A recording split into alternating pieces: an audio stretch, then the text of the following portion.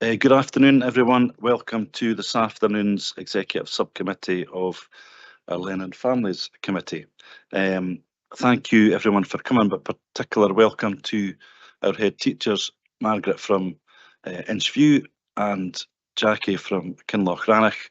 Really appreciate you giving up your time, because I know you're both very busy, but also, Jackie, I know you have a little further to go than most of our head teachers, so it is appreciated. So thank you. I'm going to ask Wallace or Clark if there are any apologies and or substitutions, which I think there are. Wallace, please. Thank you, Convener, and welcome everybody. Yes, we have two apologies this afternoon. The first one, we've got an apology from Councillor Cathbert, and we've got the Provost substituting for him. Can I just check that he can hear us online? Yes, thank you, Wallace. I can hear you. Great, thank you. And we've got Councillor Freshwater substituting for Councillor Shires. Can I just check that Councillor Freshwater can hear us? Yes, thanks very much.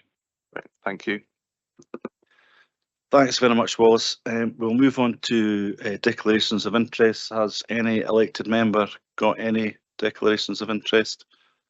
All good. Can we move on then to item 3, which is the minutes of our last meeting? Basically, are there anything that needs commented on, or can we approve the minutes of the last meeting? Thank you very much, much appreciated. And now on to the main body of the day, which, and the first thing is the standards and quality in schools, learning communities and preschool centres, daycare of children, which is quite a long way, quite a big way of saying that it's, I think, inspections on nurseries. So I think, are you saying anything about that at this point, Mrs. Sheena? Thank you, Convener, and good afternoon, everybody.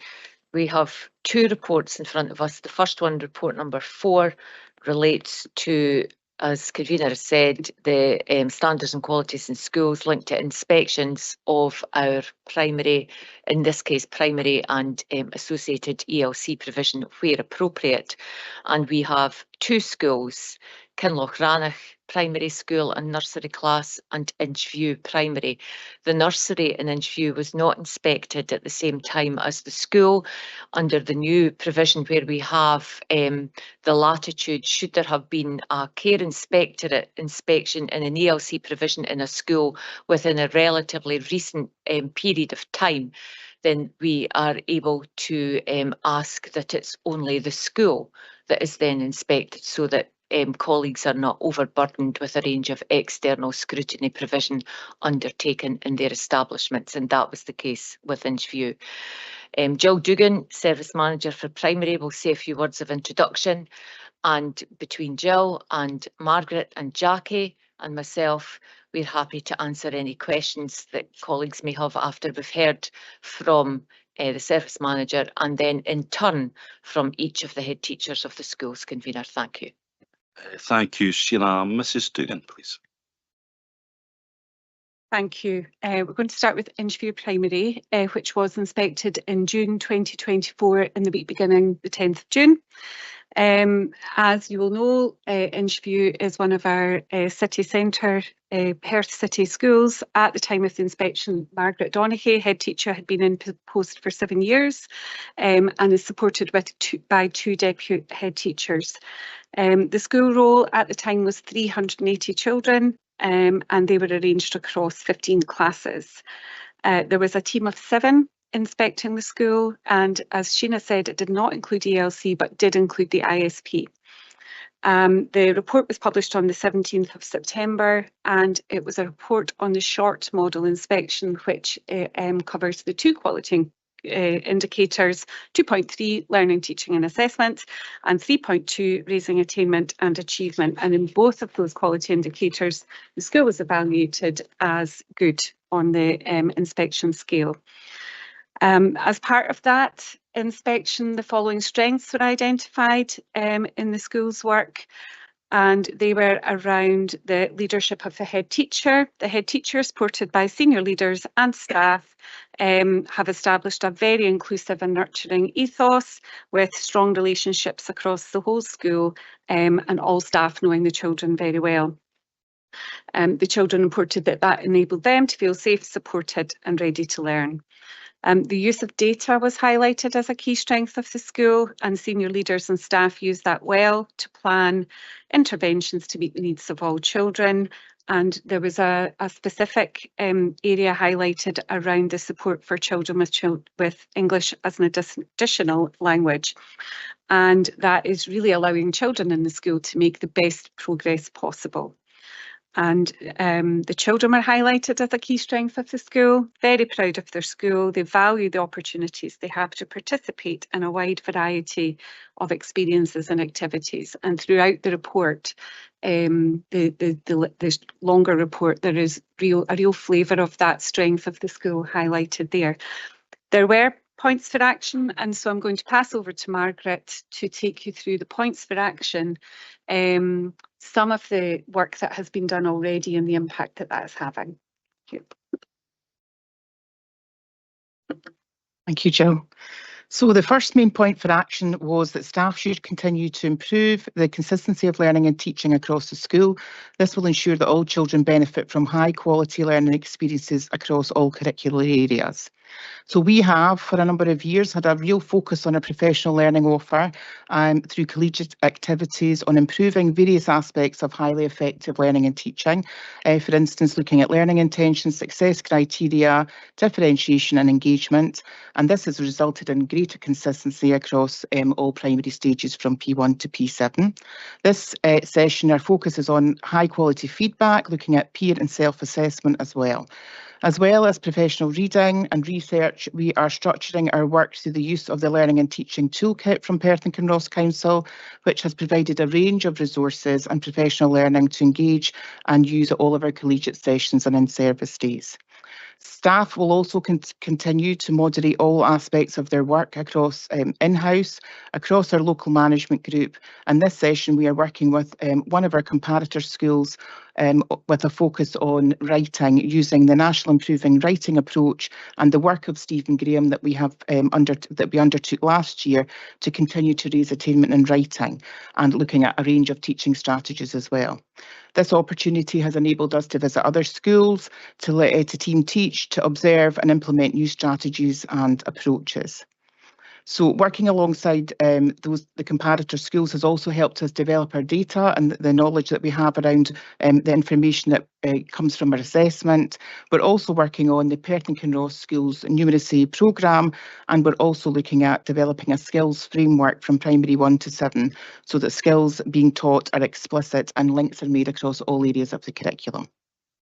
Our second action point was to continue to ensure that all staff make the best use of key data and information about children's learning.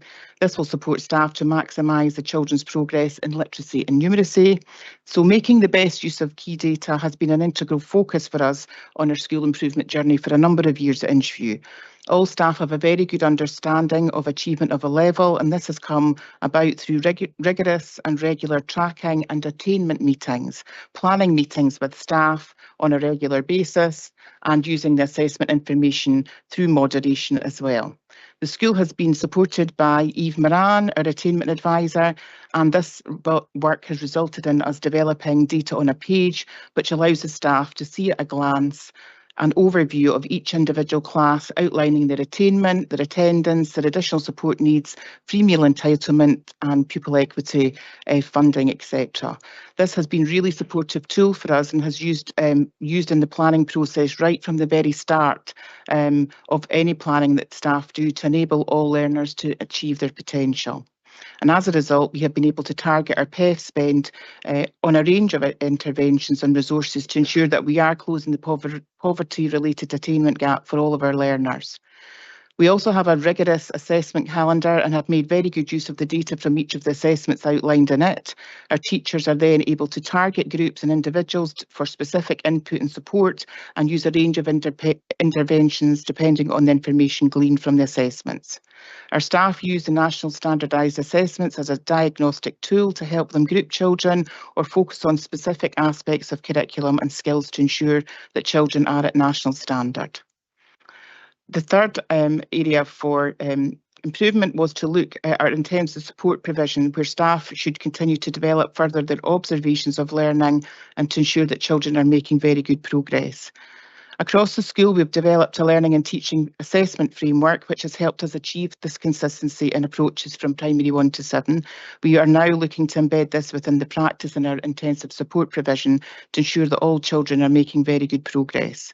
We will continue with regular classroom observations and feedback to staff. And we're going to introduce, well, we started to introduce a total communication approach across both classes in the intensive support provision, using the skills and strategies gained through Call Scotland support that we received last year. Our teaching staff are engaged in professional learning through a collegiate calendar offer and looking at all of the aspects outlined above to improve consistency across both classrooms.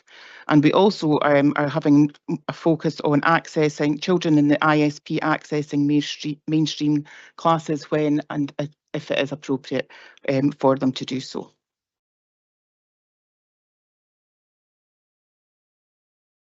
Thank you very much, Mrs. Donoghue. My suspicions about you being a busy lady, I think, have just been kind of confirmed there. But have we any questions for Margaret, please, from elected members? You can either stick a Q in the box or wave. Councillor Hearn. Thank you very much, and thank you for that report. My first question is on data. So the inspection team found strength in data and then also said it was an area for improvement. And then it mentions this particular literacy and numeracy. So what did they find that was really good, but then was lacking in literacy and numeracy? They liked our approaches to glean and find data, and we have, as I said, we've developed data on a page and we use that right across the school. What they wanted us was just to ensure that that continued to be a clear focus, given that we'd just put some new things in place, and really it was just to make sure we continued with that right across the piece and across all curricular areas. Our focus was on literacy, numeracy and health and wellbeing, but obviously we're using a variety of different curricular pathways from Perth and Kinross now, so it was to be using that right across all curricular areas. So they didn't find any lacking of data, it's just wanting to make sure it was done right across the board. Sorry. No, they didn't find anything lacking. They were actually said we had a huge amount of data, especially when it came to our pupil equity fund and looking at our closing the gap toolkit. They were very pleased with the data they found. It was just to make sure that we continue to use that. Obviously, we're a big school and that staff change a lot, so it was just making sure that we were continuing to do that with any new staff that came in. Thank you both. I think you're going to add to that, Mrs. Duggan, please.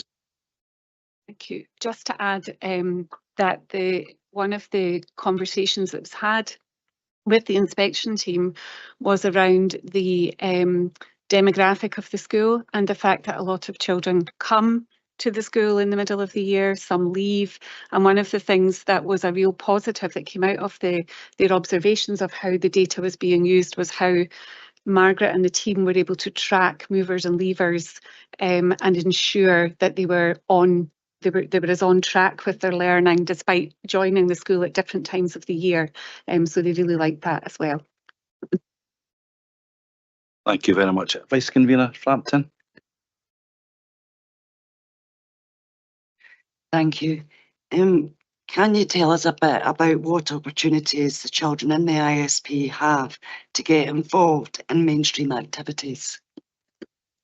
Yeah, our children are involved right from the very beginning of the day. We have what's called a smart start. So the children across mainstream have an ease into school in the morning just to make sure everybody's there, do your register, but also make sure that we've have lots of things on offer. So the children from the ISP come along to that if it's appropriate for them. They take part in the Smart Start each day.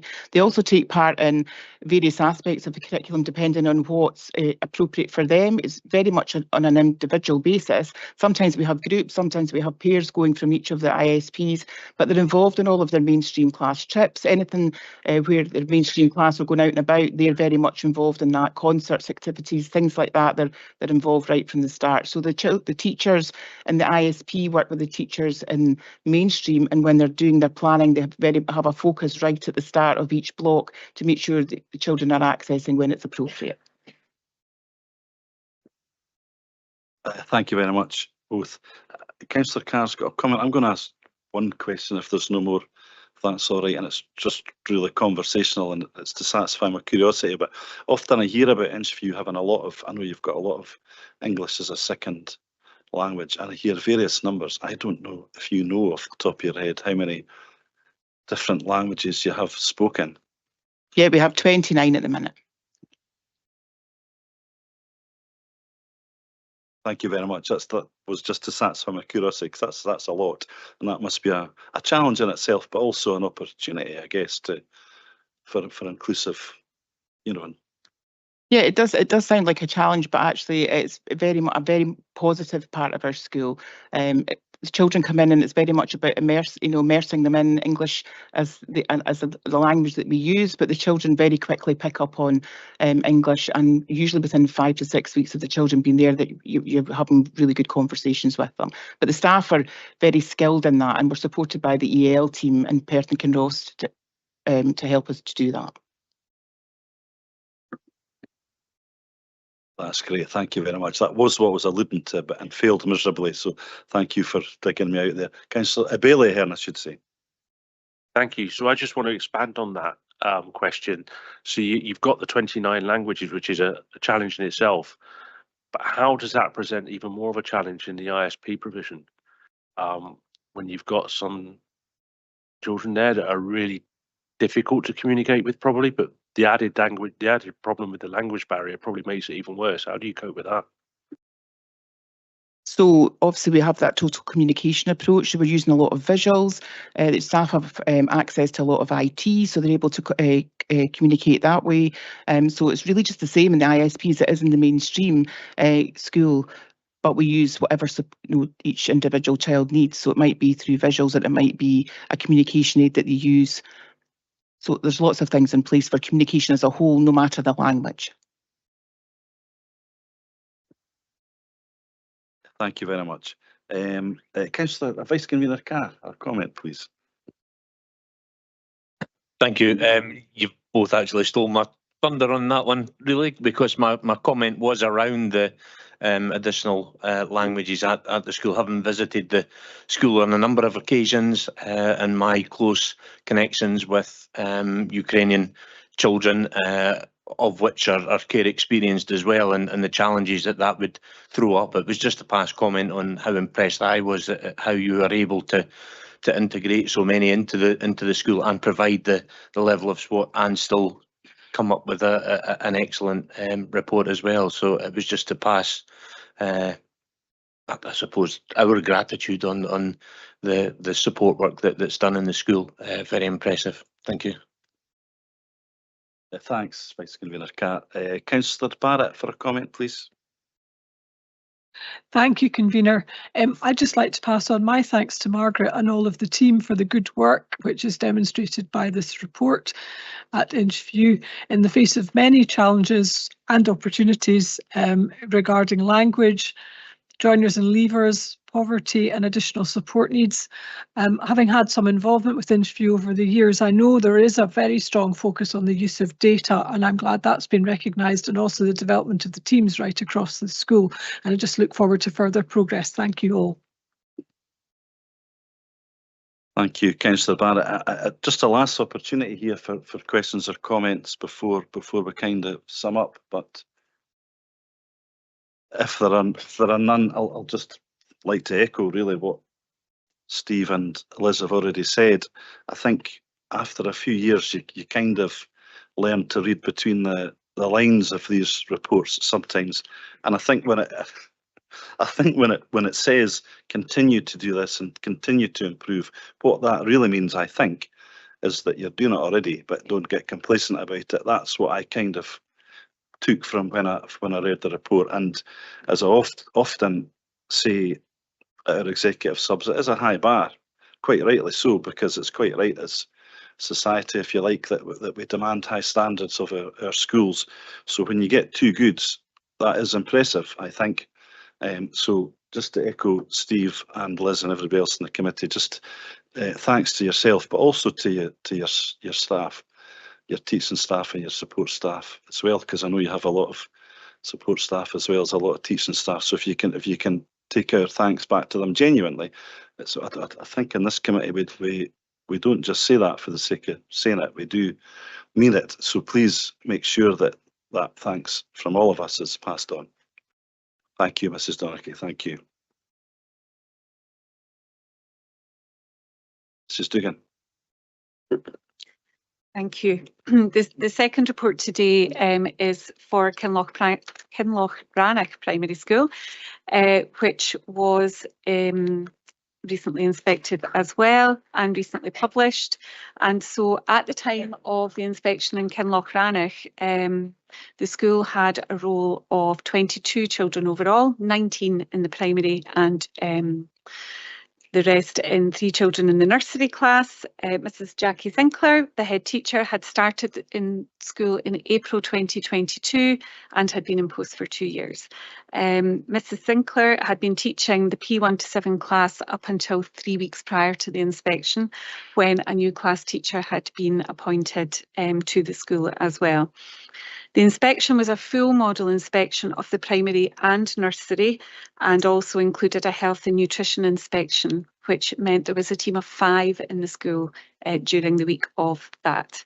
So the evaluations that were reached for the school under the 4 quality indicators were 1.3 leadership of change good, and for 2.3 learning, teaching and assessment, 3.1 ensuring wellbeing, equality, inclusion, and 3.2 raising attainment and achievement, the grades for the school were satisfactory.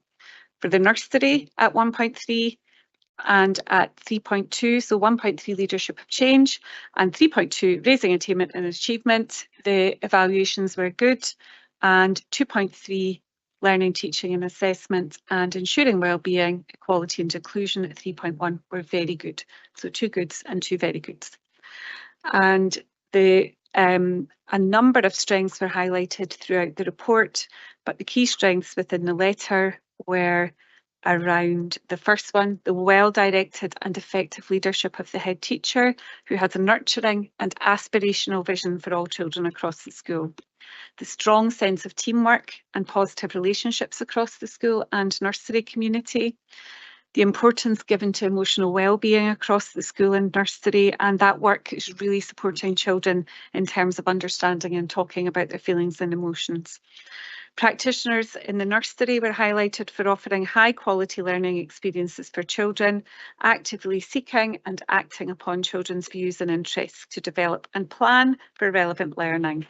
And as a result, the children were making very good progress.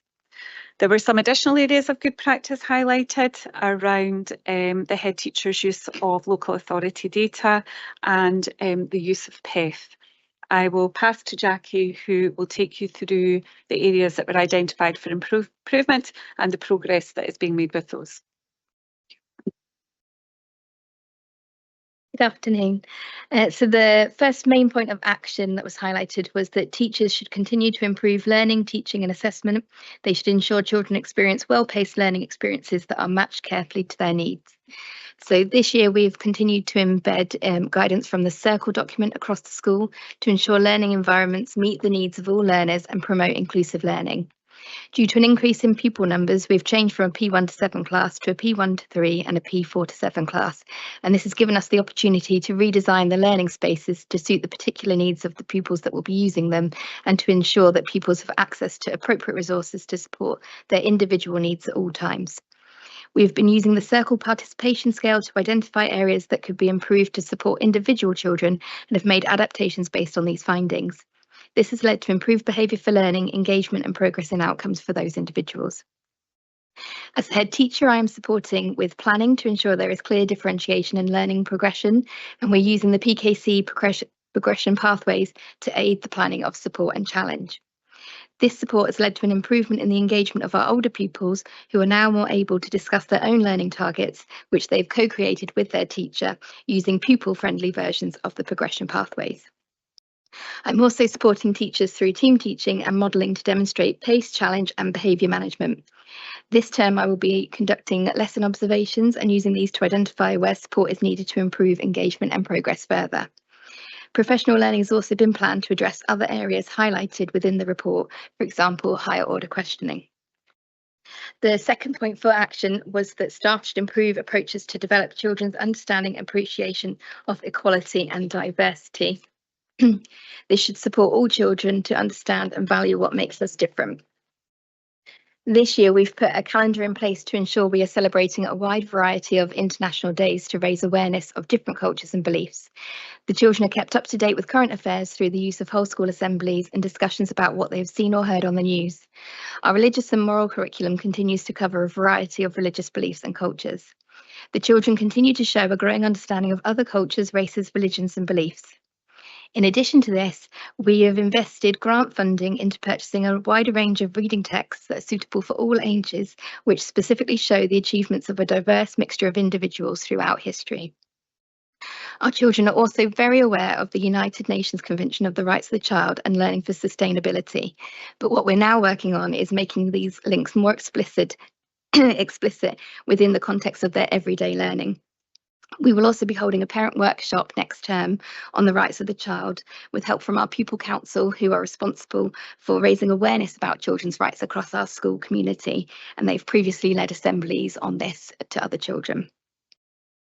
The third point of action was that the head teacher should continue to support staff to develop confidence in making accurate professional judgments about children's progress and attainment. Teachers need to understand better where children are in their learning and what they need to do to improve and raise attainment.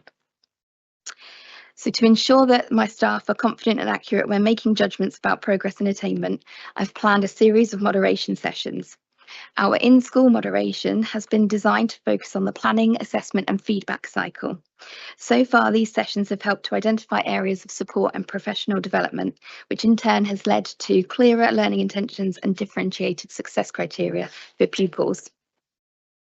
We will also be taking part in moderation activities with the schools in our local management group. These sessions will have a wider focus and will link to the new tracking system that we are using as an authority to submit our judgments and predictions. As a newly established teaching team this year, we've begun to embed an assessment structure which includes pre- and post-unit assessments to identify teaching points and to gauge progress. We complete baseline assessments to identify which interventions would be best suited for individual children to ensure they are getting appropriate additional support if needed.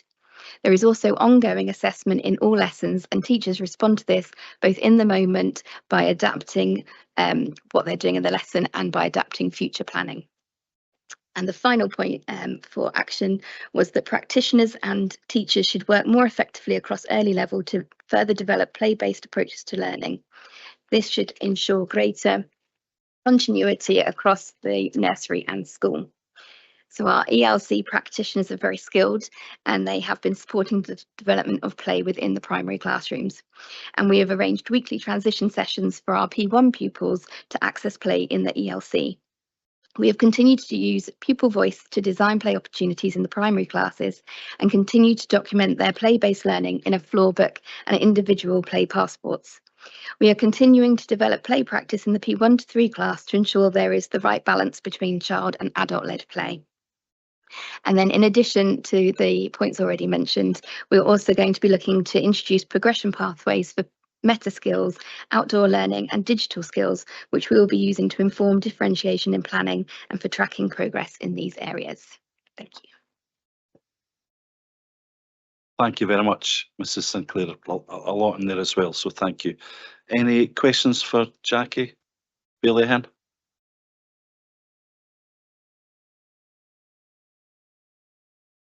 Vice Convener Frampton first then, please. Thank you.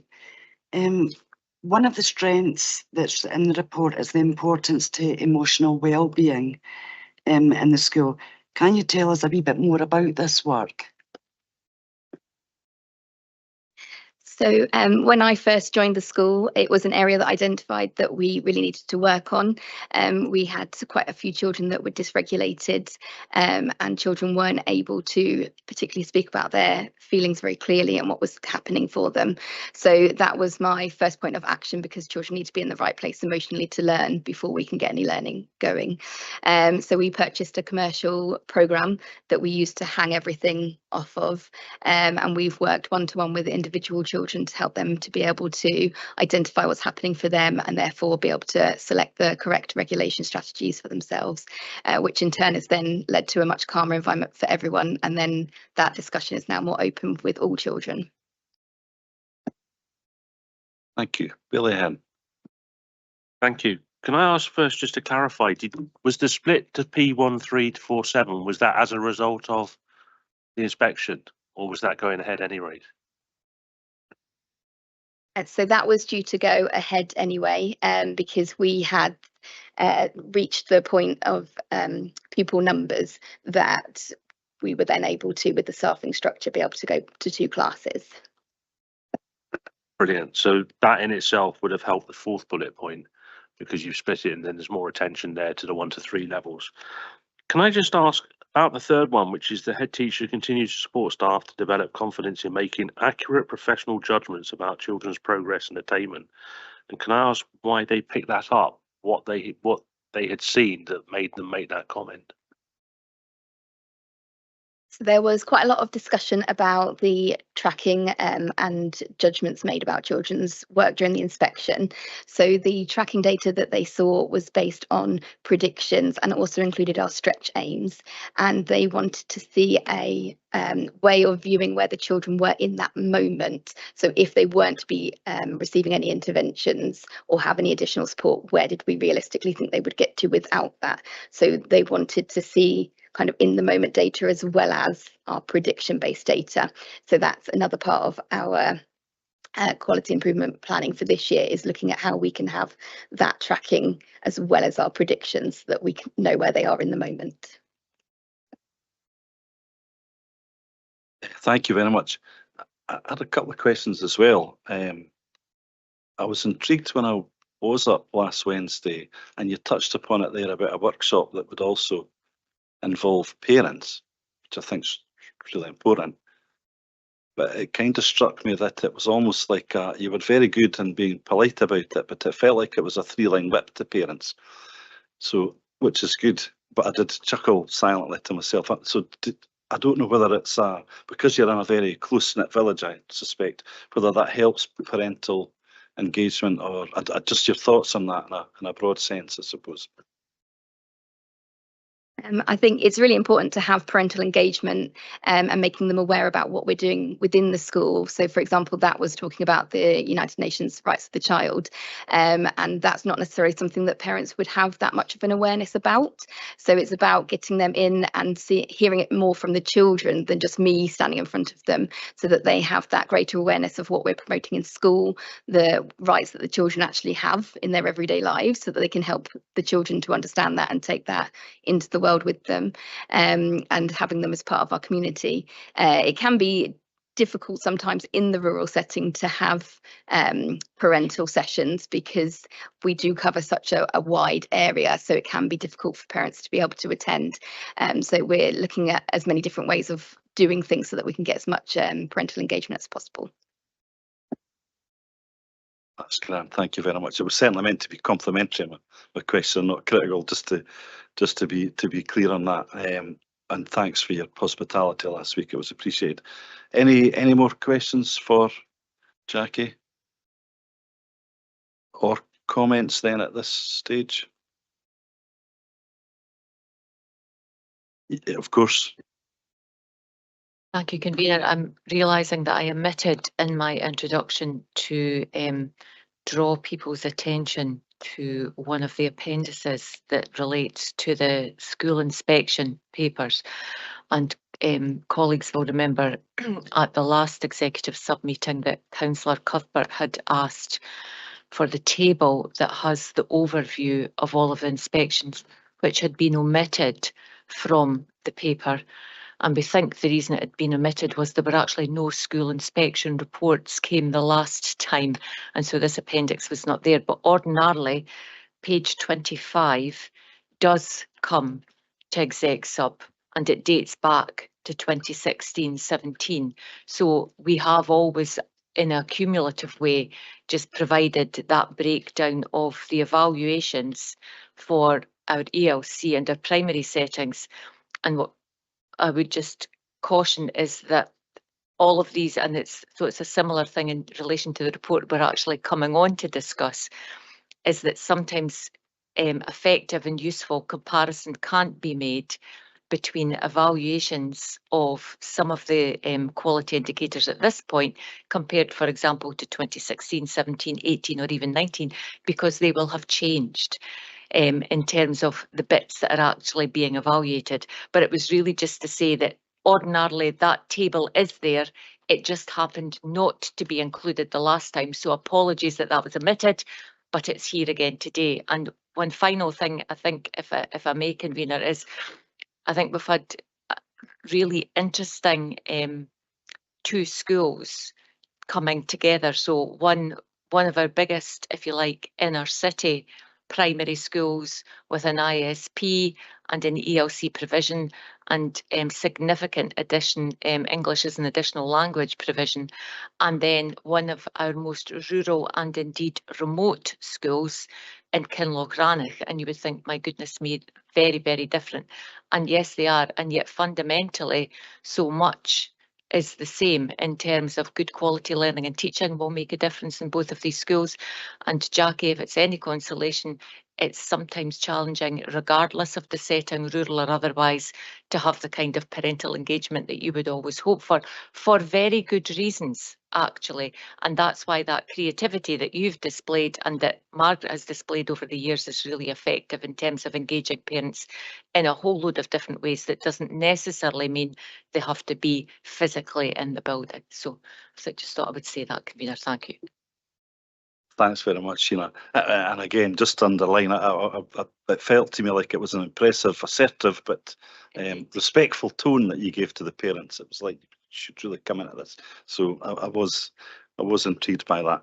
If there are no more questions or comments, I'd just like to make a couple.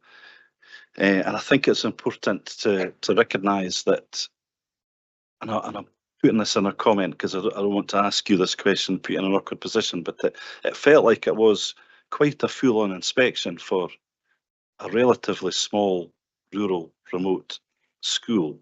And I think we're also aware that there were circumstances that I think you'd only really been in a substantive post for a very short period of time, and there had been a fair swing in staff as well, a turnover of staff that affects a small school even more so than it does a big school. So I think we're very well aware of the specific circumstances of this inspection, and yet it was a good inspection, particularly in the nursery, but also in the primary school as well. So again, we don't just say it to tick a box. If you can say thank you to the staff for all the hard work you do, that would be really appreciated. And I think the last thing I'll say, because we do go on about you being a remote school, and you are, I think but for me it was important, and it wasn't just the allure of a fish supper in Aberfeldy, but it was important that I attended last week, because despite the relative remoteness, it is important that you're still part of the Perth and Kinross family, if I can put it that way.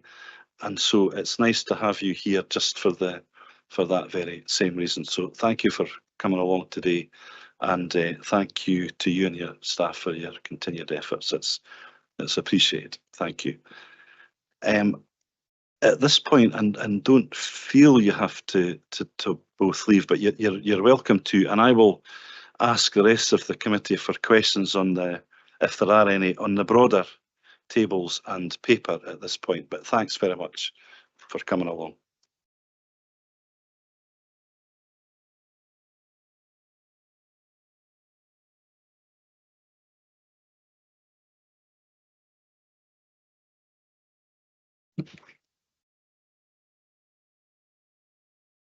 Thank you very much. Just before we go on to paper 5, as our strategic lead suggested there, that although specifically about the two schools, there is other information there. So I don't know if members have questions or comments on the paper in any broad sense, but if you do, go for it now, please. If not, can we agree the report, please? Thank you very much. And we move on to paper 5, which is going to be introduced again by Sheena Devlin. Thank you, Convener. In Aaron Singh's absence, he's on leave. I'm going to do a very short introduction to this report. It would be fair to say that Wellbank House is a very special place in Perth and Kinross. It provides housing support to young people aged between 16 and 24 years old, and ensures that they gain the skills necessary that are required for independent living. If members of this committee have not visited Wellbank and would like to do so, then I'm very sure Brian would be happy to arrange that, and it's certainly something that I would recommend that people do. The young people are referred to the service through social work, education and also homeless services. The Wellbank House was first inspected, I think, back in December 2008, and the last inspection was in May 2019, and there has not been an inspection since that time for very obvious reasons, not least linked to the COVID pandemic. However, over a long period of time, this is a service within the former Education and Children's Services and now sitting within Children, Families and Justice that provides the highest quality care support for some of our more vulnerable and young people with particular needs. And this model linked to 2 areas that were evaluated, both evaluated as very good and rightly so. So it is with great pleasure that Brian and myself are able to bring this report to committee today, and I know that Brian, you'll want to say a few words about this as well. Thank you. Just before you do, Brian, just welcome. It's appreciated you being here, so thank you. Thanks very much, Sheena. That was welcome. Just to say that you're right, even from the previous reports, this was a new framework, and I'll be a wee bit flippant when it says it's unannounced. They phone you at 12:30 to say they're arriving at 1:15. You know, so that's how unannounced this is. And on their arrival, they want to meet with a group of young people, followed by a group of staff, and then look at policy procedures. So we're really underneath the spotlight right away. So I just add that due to us always being ready and providing a good level of care, that is always reflected on if it was announced or unannounced, that would probably still come out with the same grades, which were very good. Thank you, Brian. Any questions or indeed comments for Brian?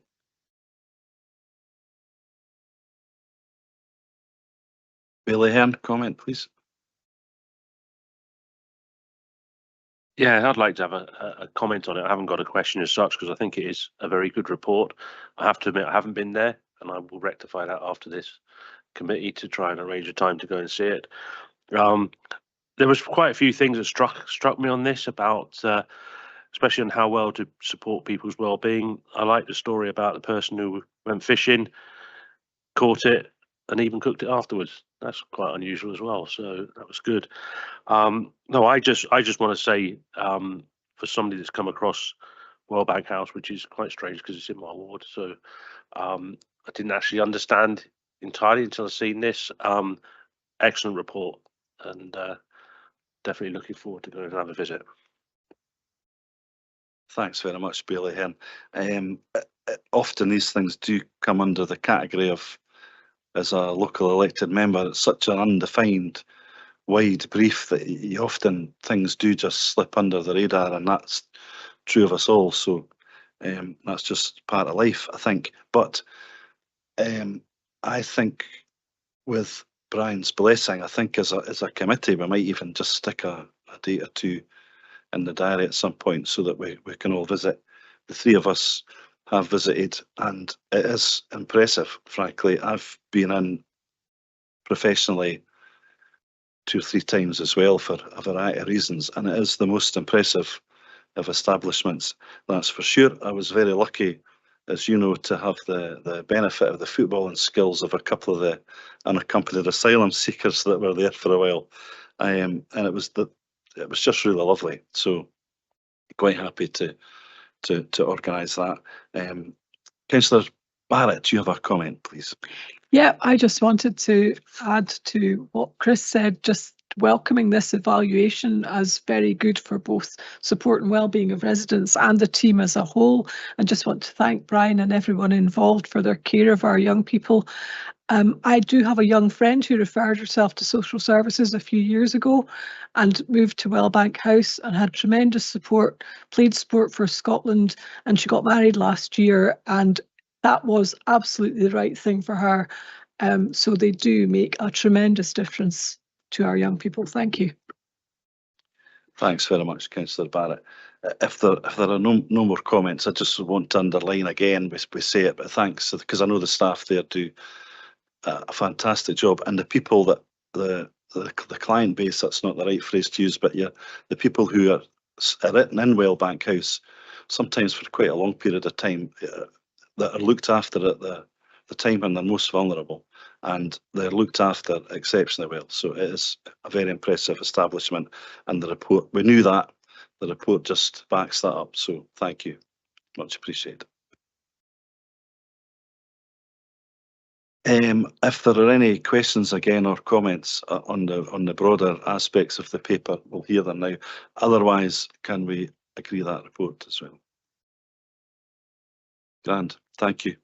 I think we are done. Yes, so thanks very much, everyone. Much appreciated. Thank you.